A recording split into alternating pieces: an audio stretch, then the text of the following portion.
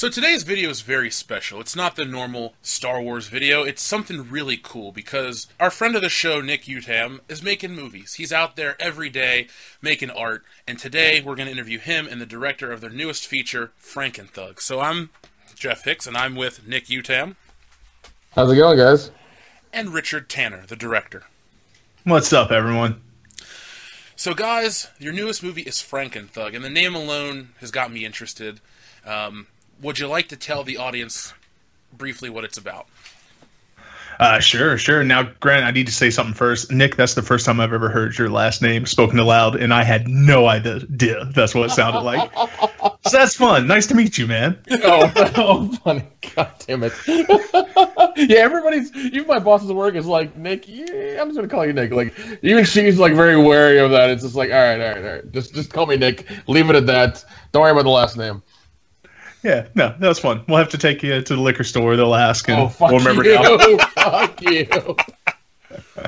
No, so Frankenthug's a little brainchild of mine that was supposed to be a joke. That was going to almost be like a opening credit sequence just for my company at Buckshort Productions. Because I have two friends I grew up with, and we kind of grew up in some hood areas. And we just had this idea of throwing a lab jacket on one of the guys, and our other friend has dreads that come down to like the middle of his back, and we're like, let's just put a sheet over him, have the dreads out, and we'll hook electrodes to it, and he'll just stand up, and we'll go, it's alive, and then have a Buckshort Productions. But of course, this never, ever happens, but everyone will say, oh, that's a great idea, man, do it, and then you have a couple of beers, and people keep saying do it, chanting it, and next thing you know, you've written a 80-page script, and you're actually making a movie called Frankenthug for some reason. Well, when Nick told me about it, and I'm aware of Nick's other trailers he's made, and so I heard the name, I was like, that is awesome. So everyone that we tell the name of the movie to gets excited. So you definitely got it covered on that base. Yeah, it's like Snakes on a Plane. It's one of those things that I thought about changing the name, but I'm like, no, this sells. This is the one I need to keep. Yeah, definitely. Don't change the name. Just keep it. Just keep it. Yeah. Now, when you make sequels, please do like Bride of Frankenthug and all those ones. Rip off the Universal movies. Oh, definitely, man. Trap House of Frankenthug's already in there. Oh God, I remember talking about that. That was a wonderful idea. It's already been dubbed, man. We're the Ghettoverse, and I couldn't be more thrilled. I can't even talk about it. There's actually other movies in the work because of this one. I'm like, oh, this is groovy. Love it. So now you said you came up with the idea when you were drinking. What were you talking about when you were having beers? Oh, movies, man. That's all we ever talked about.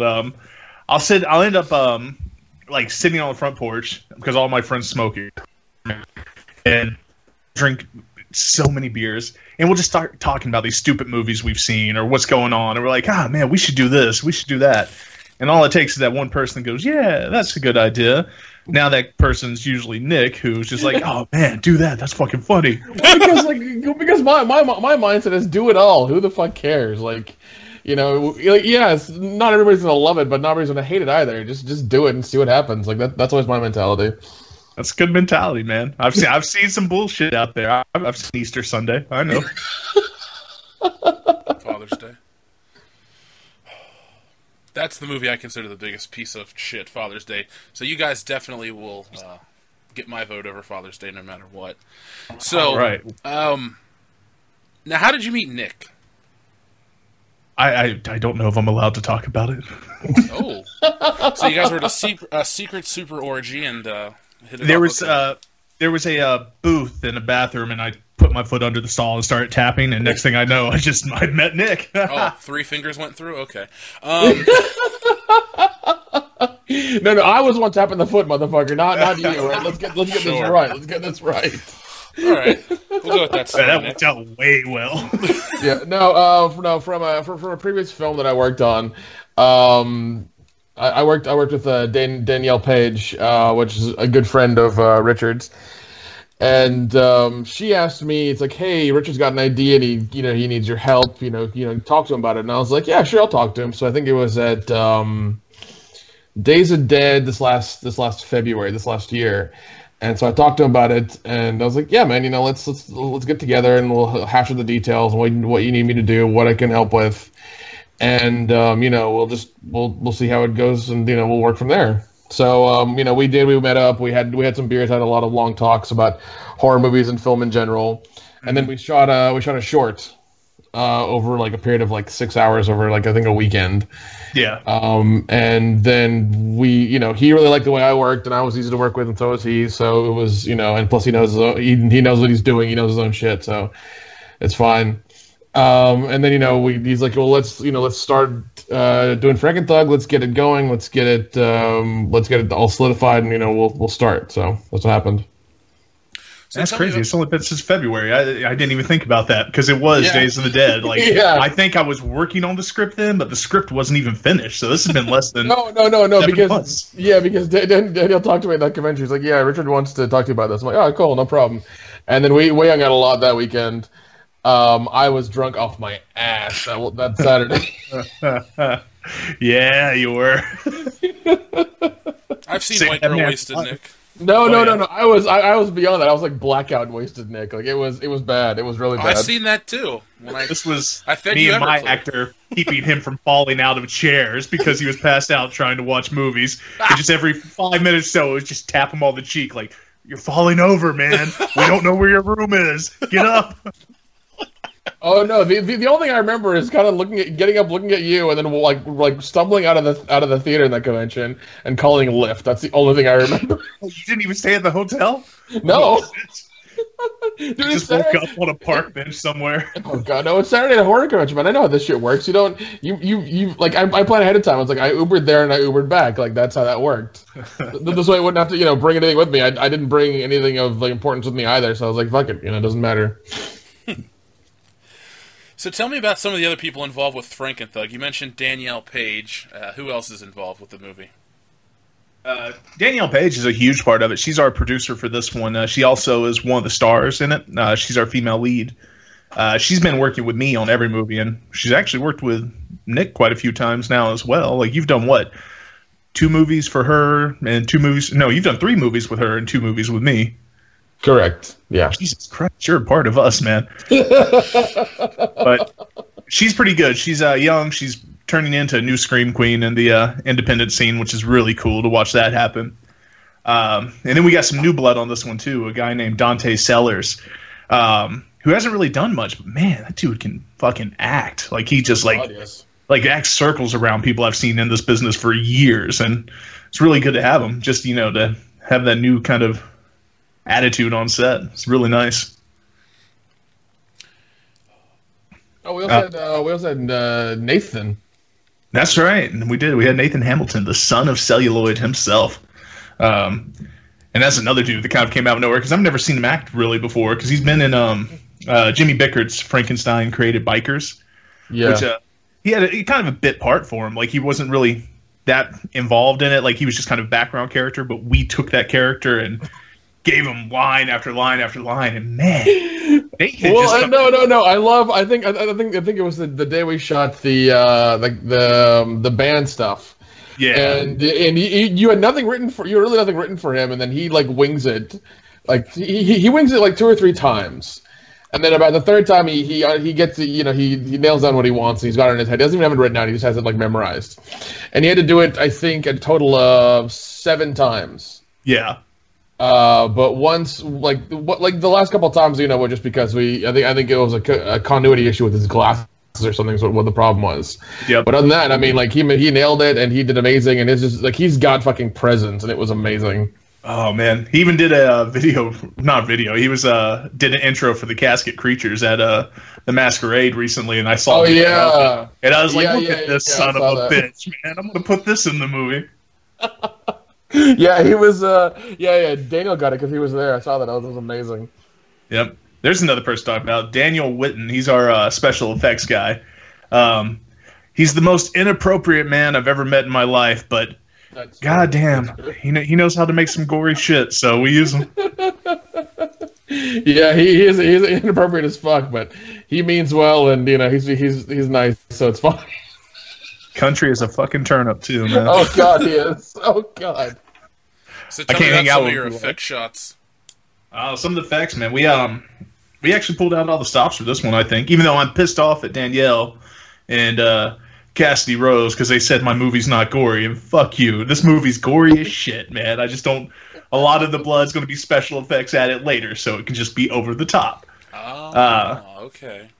But no, we got a couple of scenes that I'll talk about for. One specific that I'm really proud of is we do a almost a shot-for-shot remake of RoboCop in the beginning. Yeah. Oh, God. You know, where Peter Weller's just getting shot the fuck up and body parts are falling off. We're trying our best to do that. We even have the guy doing the really high-pitched laugh the whole time.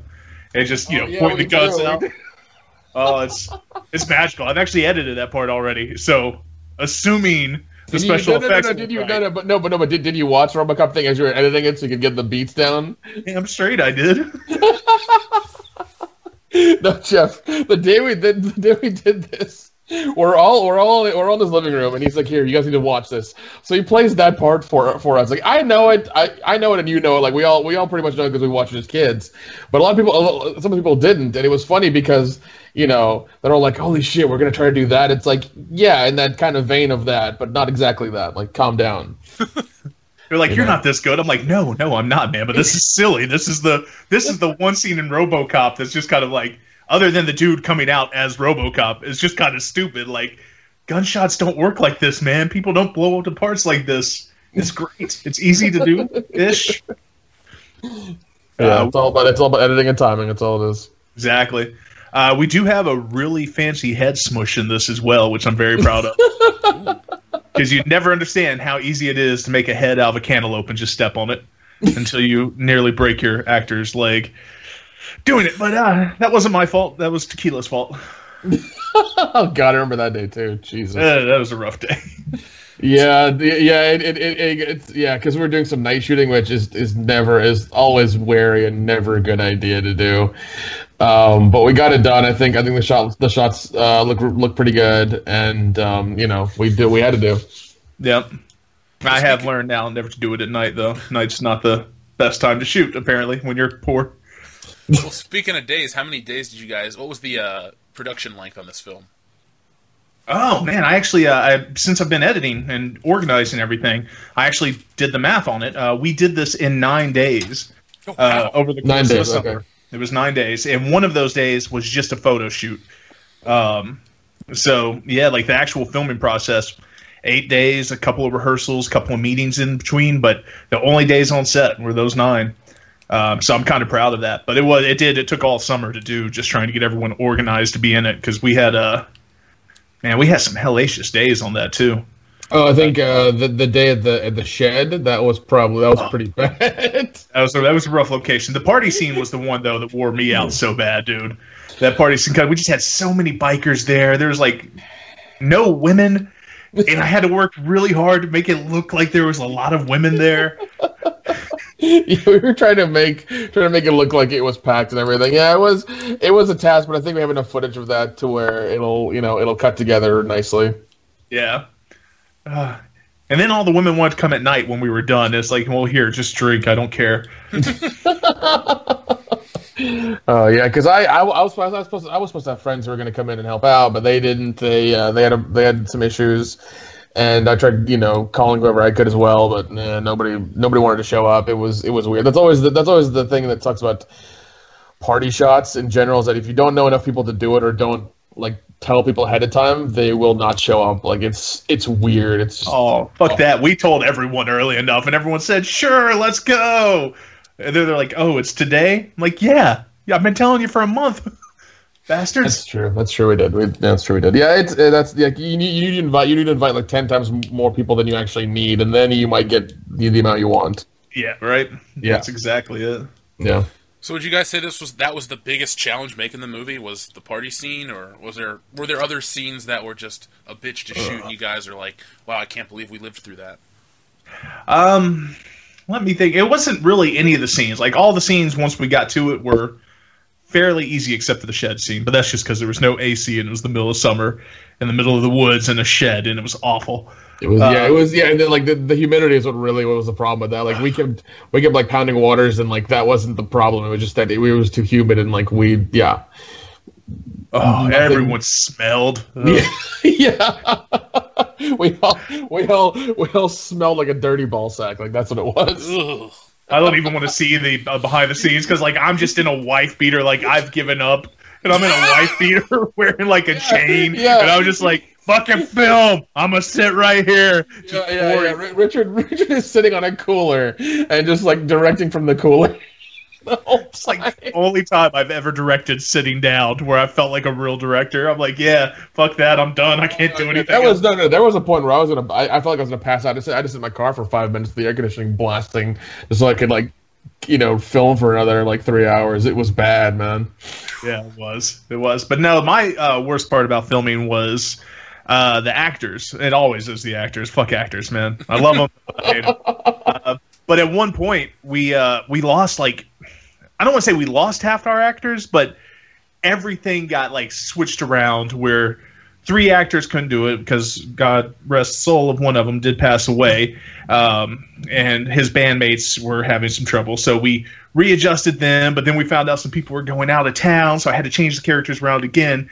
But it kind of worked out because we ended up using some people who were just background characters. These Wages of Sin guys, Dan Beck, really stepped up, and we're like, hey, can you memorize lines in 2 seconds? We'll make it very short for you. You just have to reply to this, and then we're going to kill you. And I love those guys so much because they'll travel 2 hours from Athens just to help us out for a couple hours, and they're just like all gung ho about doing it all the time. They make really good stuff. I know they do reviews on their YouTube channel and stuff as well for movies and TV shows and stuff. But no, they're really, really awesome people. They are, man. They do. I don't understand why they. Well, you're good. I don't understand why they like me so much because I'm like, you guys are doing shit so beyond my level, and you're asking me for help. What the fuck is wrong with you? They're like, well, you make features, man. It's like, so. I don't have miniature sets. Like, it looks great. Yeah, they have like miniatures and like the cameras rolling through them, and like, yeah, they do a lot of fun stuff. They have a whole warehouse. They can build sets and things. It's ridiculous. Oh, have you been down? You haven't even been down there to see their warehouse, have you? No, I haven't. I have not. Man. Well, we're going to go soon because they got a little theater down there too. They work with called the Black Cat, and it's really cool. Or Le Chat Noir, Black Cat's the film festival. Sorry. All right, but they took me down to their warehouse, which is like bigger than my house, man, and they just have the weirdest shit because they have all these creatures that they've made, but they'll have like a hospital gurney, and then they'll have like old Geiger counters, and I'm like, what the hell are you doing this? Like, oh, someone was throwing it out. We're like, we might be able to use that one day. So they just store all this shit that you're like, this is horrible. This is a hoarder's, dream. But to say like, I mean, it's also a filmmaker's dream because all the props you have. But at some point, it's going to be like, you guys just need to like take all this stuff and make something. Like, you just need to just do a thing with it. Exactly. That's what I think now when I do a movie. I'm like, all right, let me call Steven up and see what he has in his inventory. We'll be able to make it now. Exactly. That actually makes me think of something. The one thing we did do that, for me at least, on this movie that was very different is we had a shit ton of props. And I've never really been into practical because I like doing things that are more around. Like, if you need a knife, we actually grab a knife and, try to stab someone with it. But this movie, it's horrible. It's terrifying, man. But we haven't hurt anyone yet. So we're all good. Oh, jeez. Oh, God. But this one, we had to make costumes because we had a biker gang that had their patches, and then we had to make a bong gun, which we actually took a real bong and then a water gun and just, glued piping onto it, duct taped it up, and spray painted it. And it's this really cool masterpiece that I hate that I'm going to have to give away one day now. And it's fun, man. Like, I love making the props. We have platform Jordans for our Frankenthug in it. What? Yeah. I mean, I went old school with it, man, because I was like, we should do platform shoes because he needs to be taller than everyone. And then I'm like, wait a minute, though. They need to be Jordans, man. We need to get the platform J's up there. So he's a good 6 inches, 7 inches taller walking on these things, and he couldn't walk on them for shit. That's why I thought he broke his leg at one point because he just rolled his ankle and just went down a hill. And we're like, oh. That's the end of him. I shouldn't laugh. That would have sucked so hard. Oh, man. I finally got to it. Just 2 people had to walk beside him every scene before the scene would start just so he wouldn't fall. We'd be like, all right, here you go. Walk forward slowly. Yeah, well, he was also pretty drunk as well. that day. So. That first day he'll never admit it, man, but he was nervous as shit because he's not an actor. The two of the main people in it are not actors at all. They did it as a favor for me. And yeah, man, I think he got a little nervous because that bottle of tequila was empty when I came back inside. Jeez. That was crazy. So what's next for you guys? I mean, you got the movie shot. It's mostly edited. Are we taking this festival route, DVDs? What's going on, guys? We're going to submit to Cannes, and and hopefully we get a call back real soon. You know. I heard Sundance is a lot easier to get into, so you know if you want to. Well, now South by Southwest, you know. What about Harvey Weinstein? I can't just suck his dick to get into Sundance anymore, so it makes it a little bit more difficult. Yeah, Can we edit that out? I probably shouldn't be making this joke so soon. Shit. Don't worry. Don't worry. For Halloween, my costume's gonna be Harvey Weinstein. I'm just gonna go around to women and just start massaging their shoulders. Be like, you want to be in a movie? Huh? You want to be in a movie? Oh God, this is not good. I'm gonna let my career go up in flames before it starts. You gotta put gray in your beard. What do you mean you've made three? This is your third movie, man. Yeah, then it doesn't count. The other ones aren't really movies. They're something. Oh, come on. What are the other ones called? The other two I did, the features at least, was Once Upon a Nightmare, which was an anthology of horror fairy tales, and then Room for Rent, a found footage haunting movie. Oh, I watched that. That was good. Ah, hey, thank you. Yeah, it came out last year on Halloween Day, and I remember going down to the theater and watching that with you guys. Yeah, I think that's the first time I actually hung out with you. It was on that one. Yeah. That was the first. So that I drank a lot. Are any people from that involved with Frankenthug? Yeah, actually, a couple people. One of our, not main character. The main character from Room for Rent is in this one. Sam Wise. He's one of my golden boys, man. I put him in everything just because he can. I've never seen anyone act like him, and he's just really consistent about it and like very gung ho about it. Like a lot of people flake out on you when you're doing this independent shit because it's always, hey man, look, what I can do is offer you jobs and try to get you to meet people, but I have no money. Would you please take booze? I'll give you booze. But Sam's the type of guy that will do everything because he really wants to make it. So he's not, flaking. He's there. He's always willing to do whatever it takes to get a scene done. So I love working with him. And he's good. Like, he's a good-looking young guy that's like, holy shit, a good-looking young guy that wants to be in a movie and he'll do stupid shit. Fuck yeah, do it. Yeah, he's a good dude. I'm glad he's doing everything and always reliable. Like it was one of those things where it was one of those sets where everybody had to do a job. Yeah. Everybody operated the boom mic. Everybody did slate. Everybody did everybody's job at least once. So it was that kind of set. I don't know, man. Me and Nick are the only two people that did not touch the boom mic for that movie, and I'm very. Oh no, that's because that was in my contract, man. That was in my contract.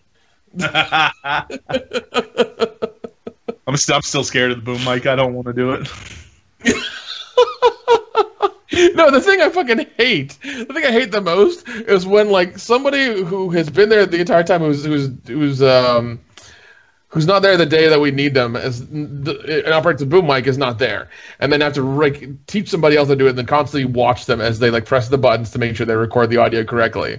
Because if they don't record the audio correctly, then we're fucked. It is really funny to watch Nick Mama Bird, the people with the equipment. It's hilarious, man, because I've never had that. Like, usually my crew consists of me doing everything behind the scenes and having actors in front of me. But this one, I have more crew than I do cast. It's amazing. But, it's really good having Nick, who knows all the technical shit, and me trying to come up, with artistic endeavors with it. And Nick's making sure everything gets, lit properly and doing this. But you'll also just see him stop and look at this 21-year-old kid holding his boom mic. And the kid's just looking up at him lovingly. They're just like, "Hey, Dad, what can I do for you?" And Nick's like, "Press the fucking, just push the button. Just push the button." Are you talking about kid? Yes, I'm talking about kid, man. It's hilarious. God, I was so worried when you said, "Oh, you're gonna get your own PA," because that could go one of two ways. Either it could be cool like kid is, or be a film school douchebag, which he wasn't, which I was really happy about. So that was wonderful. Kid was great. I think he's doing some of the effects on the movie, correct? From what I understand, yes. I really hope so, because if I have to do the effects, they're not going to turn out nearly as good. I got faith in him, man. I got faith in him. He'll do a great job. Yeah, I think so. He shocked me too, because I haven't really worked with Kid before. That's like Sam's best friend, and that's actually, I think, how we met Sam. Was through Kid, because Kid was trying to do TV series and wanted to work with Danielle, or YouTube series, not TV series. I'm sorry, and so I never really got to talk to Kid, but Kid, like, I'll work with you guys. Can I work with you guys? I'm like, fuck yeah, come on, man, let's do this. And man, he kind of got in there and just nailed it. Made me feel a lot better too, because he'd be exhausted at the end of the day.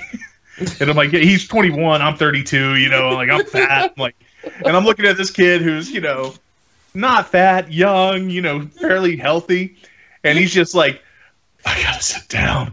No. There were some days where you and me were like sitting up the entire day, and like he had to sit down. It's like, okay, we're fine, we're good. Yeah.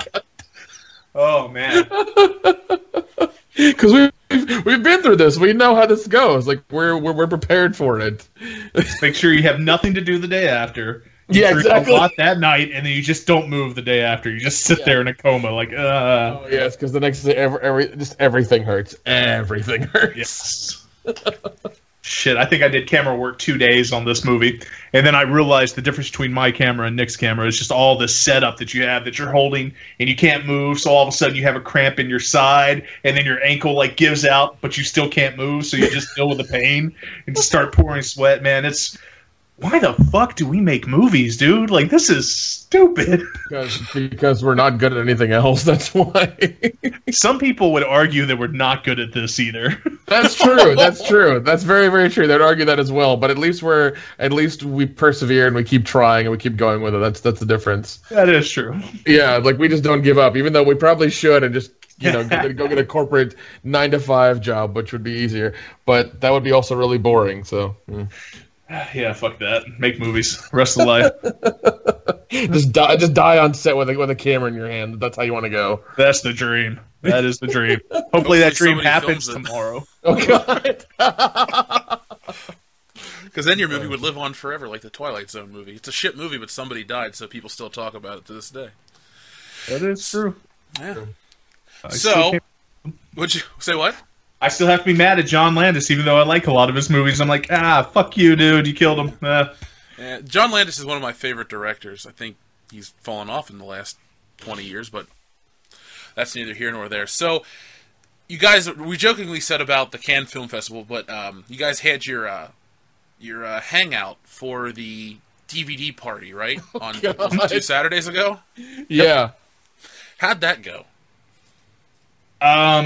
Oh, well, let's go with good and bad.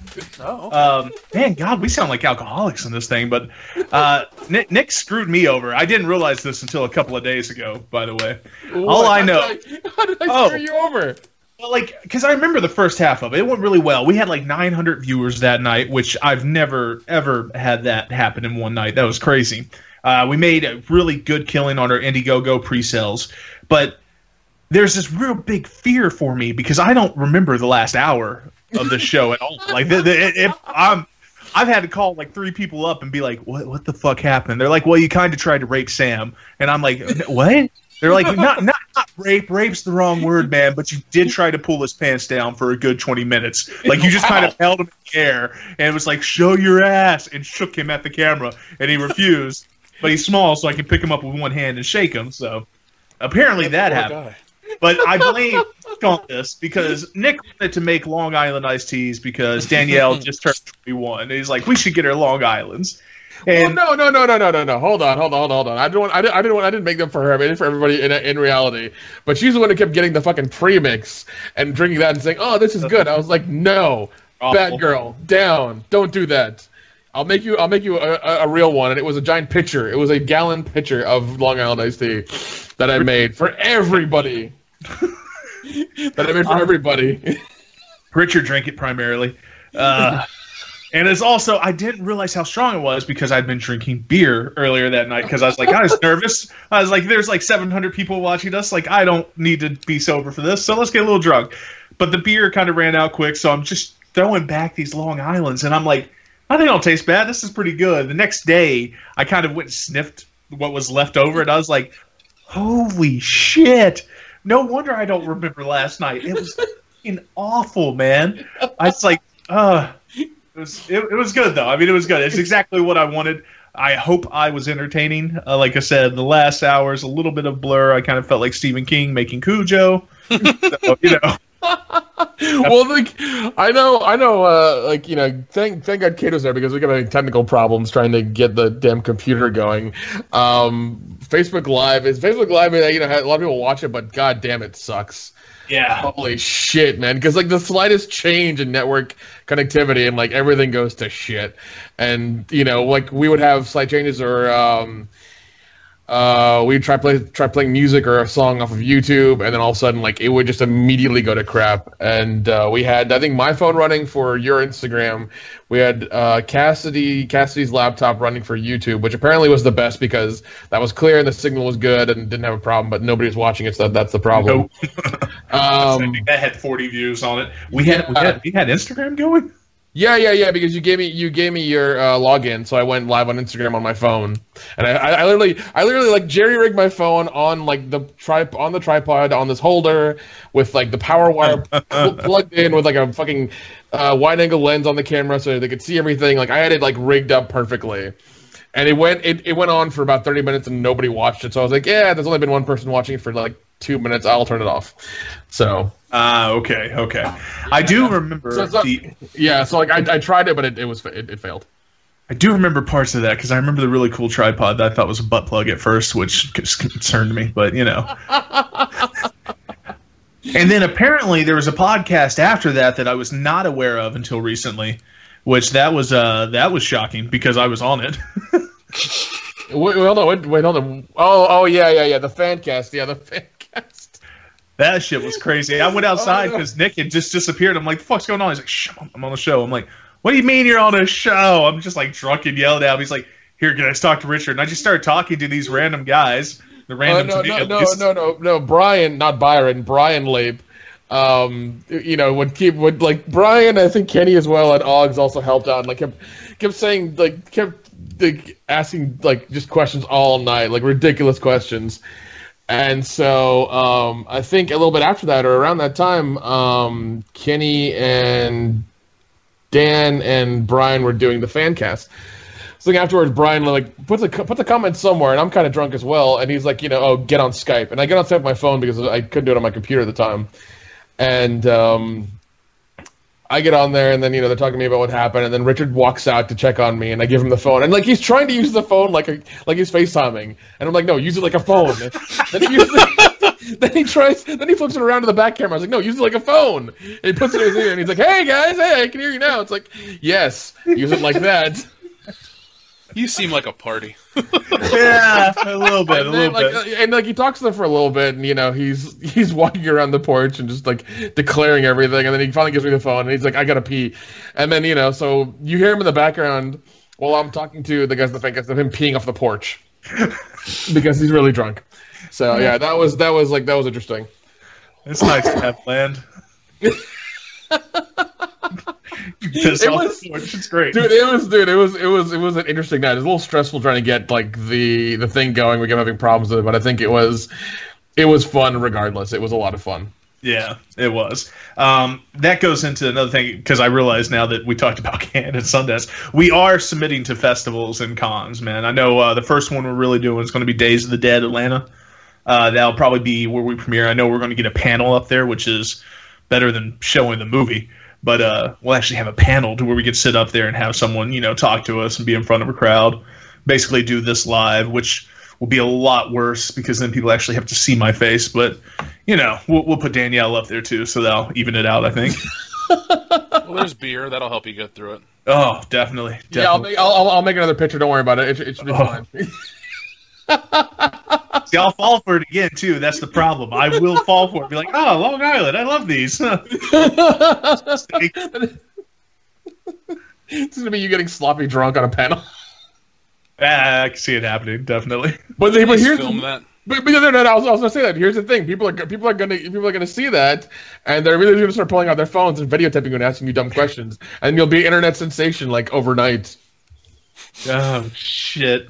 All right, I'm just saying. Like it'll be like drunk guy at panel at Days of Dead Atlanta 2018. Like that'll be the title of the.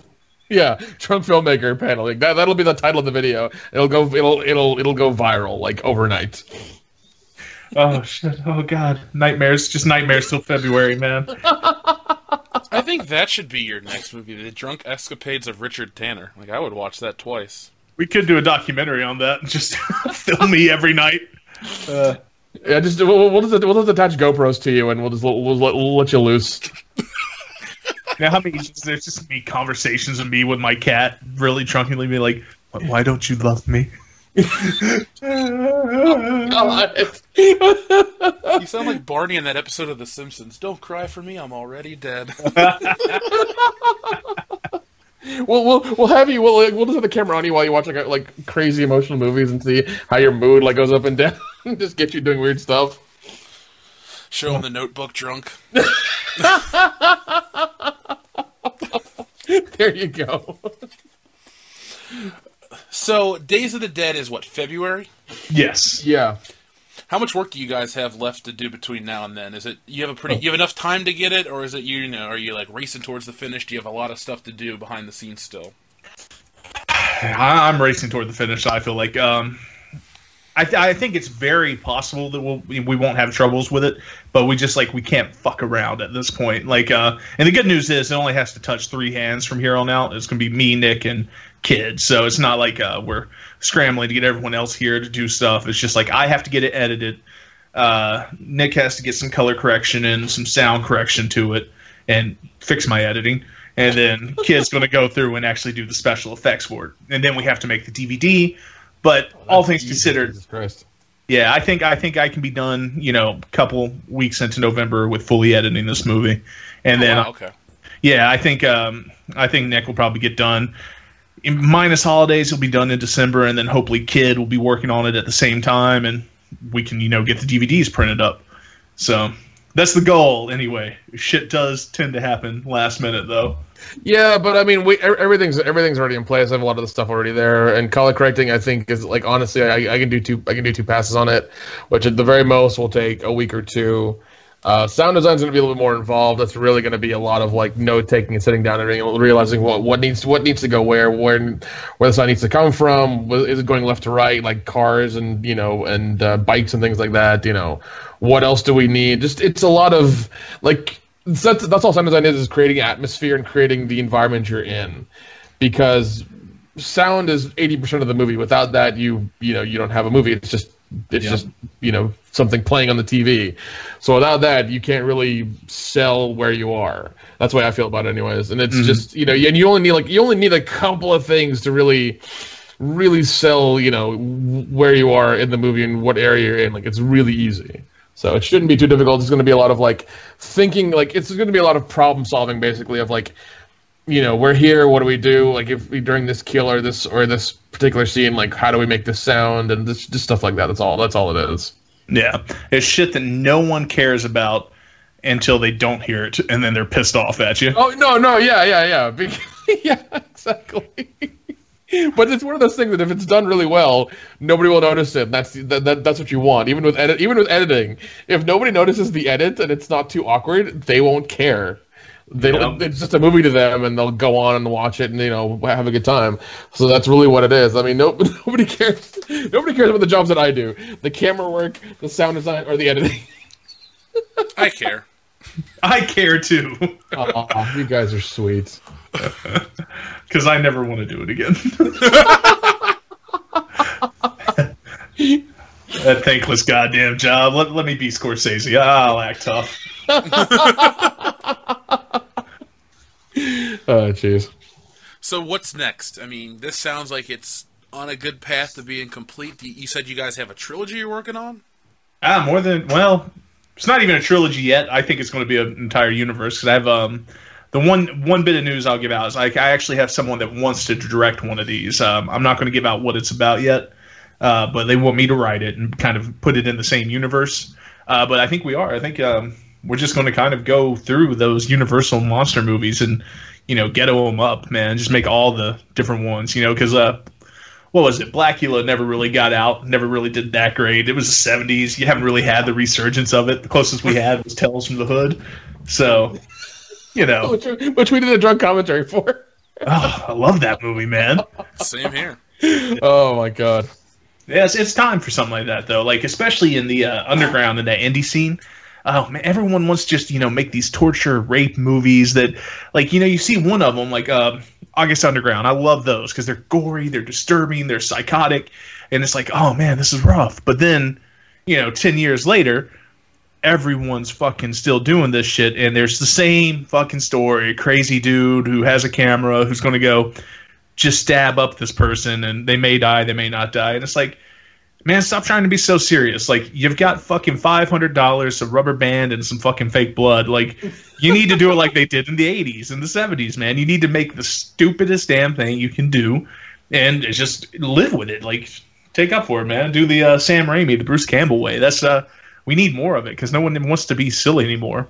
It's starting to come back. Like, Netflix did The Babysitter, Happy Death Day just came out, and they're definitely horror movies, but fuck, they're hilarious, man. Like, I can't get enough of those right now. Well, no, I think what those are. I mean, yeah, they're in the vein of being horror, but they're not really horror. But what they are is fun. They're memorable and they're rewatchable. Like, you want to have the Blu-ray of that. You want to have the DVD of that. You want to have it so you can rewatch it, listen to the commentary, watch the BTS, and really kind of get ingrained into how they did it and what the idea was with the director and the writers and everything like that. And really want to get into it because I think I watched Happy Death Day a couple of days ago. And I fucking loved it. It was so much fun. And one of my favorite movies of all time is Groundhog Day. So they did that whole thing right, and they did it really well. And and it was so much fun. Oh my God, it was so good. And I can't wait for it to come out. And so I can buy it. I want it so bad. I agree. I'm ready to see it again already. Yeah, I need to see it for the first time. Oh, dude, it's a lot of fun. Yeah, it's in that horror vein. It's not really horror or scary, but it's definitely a lot of fun, and it deserves a couple watches for sure. Yeah, it's what I call the perfect chocolate cake. You've had chocolate cake before, you've seen this movie before, but you've never had one this good. Well, Nick, you and I always talk about the problem with indie budget horror movies. Like, we have this discussion probably once a month. At least once a month. Seriously, it always is, hey, we all love horror movies, but the people that are out there making them like horror movies, but they don't know dick about movies, so they make shit. Well, okay. Well, let's take Happy Death Day for that, okay? Let's see. I think Happy Death Day was, I want to say $5 million. Budget. That's what I read. Let's see. Let me check. No, sorry. It's 4.8. 4.8, just to be exact. All right. So as of Monday, I think. Yeah, Monday it's made $27 million domestically. Jesus. Yeah. So, good return. I mean, yeah, and I mean this is another win for Blumhouse as well because Blumhouse has done this. They've also done Get Out. So they're the company right now that make these low budget horror movies, and I'm glad that this is a thing.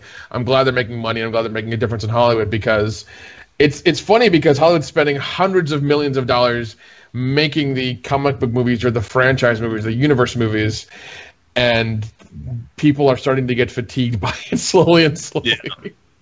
Yeah. No, it's the horror's in its resurgence right now, and I couldn't be happier because we're in a good place for that. But it is like TV. That's the only thing that comes on TV anymore is like horror, and it's like, whoa.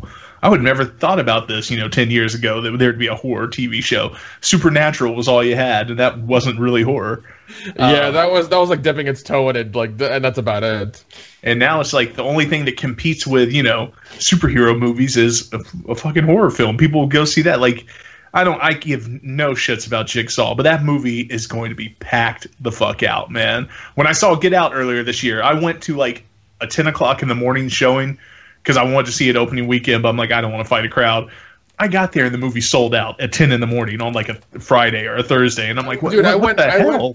I went on a Wednesday at 11 at night. Like, I was like in the middle of the week. First of all, getting a ticket was kind of like, there was a little bit of a line. I was like, oh, that's fine. And then I go in there and sit down and it's like, oh shit, everybody's here. But yeah, even that was just like it made so much money. It was amazing. Yep. So there's a crowd for it. People want it, and I'm glad that there is a resurgence because I miss dumb slasher movies. I miss all that stuff, and I want that to be a thing again. I don't care if they use all the tropes in a slasher movie that comes out again soon. I just want that. I love it. It's ridiculous to me. It's a fun watch. Like, that's what I want. Do you think you'll see another slasher before Halloween? The whatever the fuck it is? No, but you'll see a million afterwards. Depending on how it is. I don't know. I think there'll be a million come out, because even when they did the, what's it called? The, what the fuck's his name, man? Rob Zombie. When he did his, like, that's when Nick Principe came out and had his fucking laid to rest, the Chrome Skull, the Victor Crowley shit was coming out then, Leslie Vernon. Like, man, there was such a current of slasher movies just coming out left and right as soon as Halloween had its remake. So it'll do it again. I just don't know if it does good. It'll be in theaters, because then they'll be like, "Oh shit, let's do another Freddy. Let's do another Jason." Well, we've already had our Nightmare on Elm Street remake, which was complete horseshit. No, that went nowhere. Fuck you. That was a great remake, because I actually had to walk out of the theater because they took me by surprise. Because that fucking kid at the end had to go up to his dad and be like, "We were 5. We were lying. We didn't know if Freddy touched us. He was just a regular guy, and y'all killed him." And it blew my mind, because then I had to fucking think about this. I'm like, wait, he's not a pedophile? That blows my mind. I can't deal with this. I walked out of the theater, man. I was done. I couldn't come to terms with it, because I've hated this pedophile for so long, and now I'm like, oh man, he got fucked. Maybe he deserves to kill all these kids. Wait, you didn't see the ending? Oh, no, I came back later. Oh, I was about to say that. It was like, he did that shit. It's the only time in my life I went, oh, thank God he fucked those kids. I mean, I'm all for horror, but I wouldn't even call myself like a horror snob, but I do see through the gimmicky shit. Like, I don't go see Annabelle, and I don't see, like, the dumb supernatural ones. I saw it. I thought it was awesome. I will go see Happy Death Day. I skipped Get Out for other reasons, but I'm all for it, and I want you guys to definitely bring some fun back to it, because you mentioned the Sam Raimi thing. Mm-hmm. I love the first. Well, there's only 3 Evil Deads. The remake doesn't count, but I love the Evil Dead trilogy. Like, those are great movies. I just want a dark tone with, like, lots of fun, and I feel like you guys are going to be giving it to us really soon. Oh yeah. We like it. And the one thing I love is that Flatliners was supposed to be touted as kind of a horror thriller kind of thing, but it's a remake and it hasn't done shit. Yeah. Oh, that's already out? Yeah, it came out. Actually, it came out. Wow, like 3 weeks ago. Yeah, no, it's bomb, dude. It's bomb. Oh my god. Well, see, I think it's because people are tired of remakes, and that's the thing. Is like, people know it's a remake because they know the first one, and it's still pretty out there. But they're just tired of it. They don't want remakes. They want something original, and that's why you have like Get Out and Happy Death Day that are doing fairly well for the money they put into it. Let's see. Like, the good thing though is we're coming through like an '80s retro vibe right now, and I'm talking about like in the world, like Reagan's president again, which is kind of like crazy. We have a wall that's going up that kind of looks like the Berlin Wall, and it's like, I've seen this before. I was young, but I remember this shit. We have Russia, there's something to deal with. So all this political landscape's going again. And if you remember correctly, 80s was the year, like the time of horror movies. You had all these mom and pop video stores, but now instead of mom and pop video stores, you have all these online streaming sites. You have all these channels that you can get from Amazon. So everybody's getting a new thing. Like, you had VHS players back in the day, but now people can make a movie with their iPhone. So it's actually ripe if we can, just sift through all the shit that's out there of people who have no idea what they're doing to get to people that are actually fans. I mean, like, the political landscape's great. The, shit that we'll talk about, because that's what Frankenthug is, believe it or not, as stupid as it is. This was my idea of going, I'm kind of tired of going to these horror conventions and just being surrounded by white dudes who have a little bit of problem with gay people. Like, this is kind of boring, guys. Like, you don't need to try to be this macho. Dude, no. It's always been funny because that's how me and Jeff met at a horror convention, and we are not white, but we know a good bit about horror, and everybody we would just get like looks the whole time. Yeah. Oh yeah. And it's like I can't deal with it. Like, this movie, Once Upon a Nightmare. Like, oh my god, dude! I've seen so many people walk out of that movie and then so many people walk in, but it's because it's a very gay movie. Like all my jokes in it, are very just pro-gay. Like the two main characters in it are gay, and they just talk about a relationship with each other, but they talk about it kind of like bros would. So it's hilarious to me because they're just talking about anal sex the entire movie. But man, you would just watch some dudes just be like, "Oh, fuck this, I'm not gay," and just walk out. And you're like, "Calm the fuck down, man. It's a movie." And that's what this is. It's still, it's a political statement to be like, all right, yeah, no, we have female producers, female assistant directors. We have, an Indian guy that's the director of photography. We have a predominantly black cast. Samoan. He's Samoan on this channel. No, yeah. I get it 100%. I mean, at least you're not taking the J.J. Abrams Star Wars, the Oscars are so white approach. I feel like at least you have your heart in the right place. You're not doing it for a marketing ploy, which is refreshing. And the biggest marketing ploy is the one I don't want to do is calling it Frankenthug, because I'm like, thug's a little bit of a bad term. I shouldn't use it, but I'm like, I got to now. Yeah. It's what people talk about. I mean, on our channel, when we talk about it on the podcast, people are like, "Oh, Frankenthug, that's a great name." And these people, I don't even think like horror movies. So I mean, you're going to get that audience already just because you have a catchy ass name. Yeah, which is good. It's good. I'm hoping it picks up, man. Because that's my biggest worry. Like, it's going to sound so cocky, but let's just do it. I feel famous already. It's great. I love it because like I get noticed when I go out now because I've done this for enough years and I'm just the horror guy. People know me. But man, I really want the money to come in, and not like rich. I just need it to be enough to actually pay the bills, to actually be able to make a movie and be like, "Oh, good, I didn't spend $5,000 on this and then lose 10." Like, cool. So that's why I'm hoping for this one, because it is so. It's not mainstream by any stretch of the imagination, but it's more accessible. Like, this is shit that you want to get drunk and watch with your friends. Like, this may be the movie of mine that I go back and watch. Which I can't, because I can't do with many of mine. I just sit there and I'm just like, no, need to walk out of the room. Can't do this. I'm too self-conscious. But like even our trailer, like man, Nick helped with the trailer a lot. But like I watch that trailer at least once a day because it makes me laugh. Well, Cassidy put down the framework for it. I just did it. I just went through and like made it look like polished. Is all I did. That's all I did to it. It is. It's just a circle jerk for me watching it. I'm like, look at my name just taking up the full screen.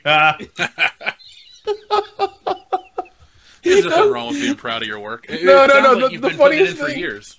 The funniest thing is when I'm sitting there like like messing with the trailer, and him and Danielle are like, "Oh my god, that's amazing!" It's like I do this at work every day. Like this is normal. We like just to think of him as God. That's weird. That's too much responsibility. I don't need that kind of pressure. Well, you have it now, Nick. Deal with it. You have to deal with it. We're making you famous too, man. You're hanging out with us, and we party hard, and we make fools of ourselves. Take me to the parties. I'll drink. That's fine, but I don't want to be famous. I don't want to be famous. I do, but only to the horror geeks. That's all. I just want wear a bag over your head, man. Create a mystique about yourself. There you go. There's a future episode about that. I still won't take your face off the T-shirt, so everyone will wonder what you look like. I'll just like here's a picture of him. I drew it. It looks just like him. There you go. We'll just make the Nick mask to wear. That guy that makes those creepy baby masks. Yeah, we'll get him to make a Nick mask. Oh my god! The Uttam special. It's still weird. It's still weird way for that last name. Hey, up until about 2 episodes ago, I called him Uttam, and he never corrected me. And then he said his own last name. I was like, oh.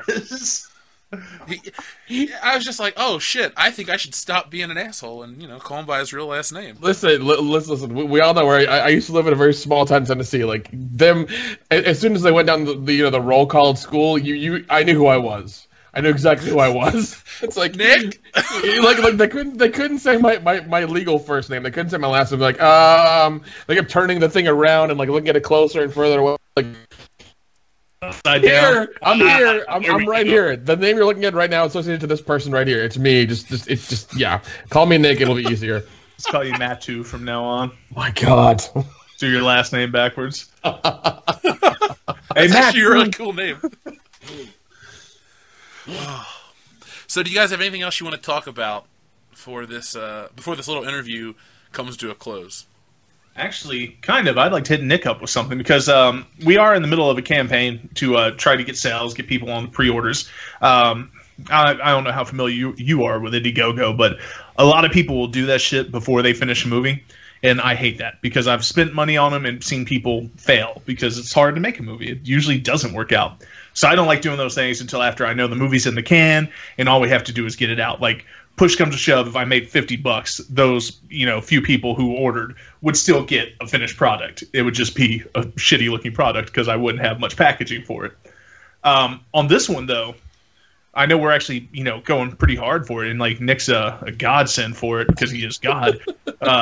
He's actually going to put a lot of special features on the DVD, which should entice anyone to get it. But Nick, man, what all do you have planned? Because like, I'm kind of in the dark about this, and I'm like, I want to know. You're in the dark. I've told you this a million times. All right, fine.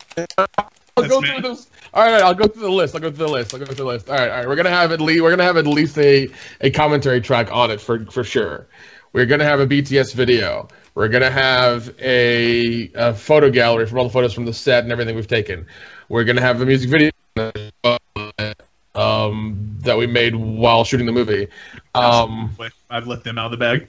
What? You can announce them, man. Say the name. Who is the great music video for? Dale Jepson. Dale Jepson and the motherfucking Nighthawks, man. Well, a Nighthawk. A Nighthawk. Yes.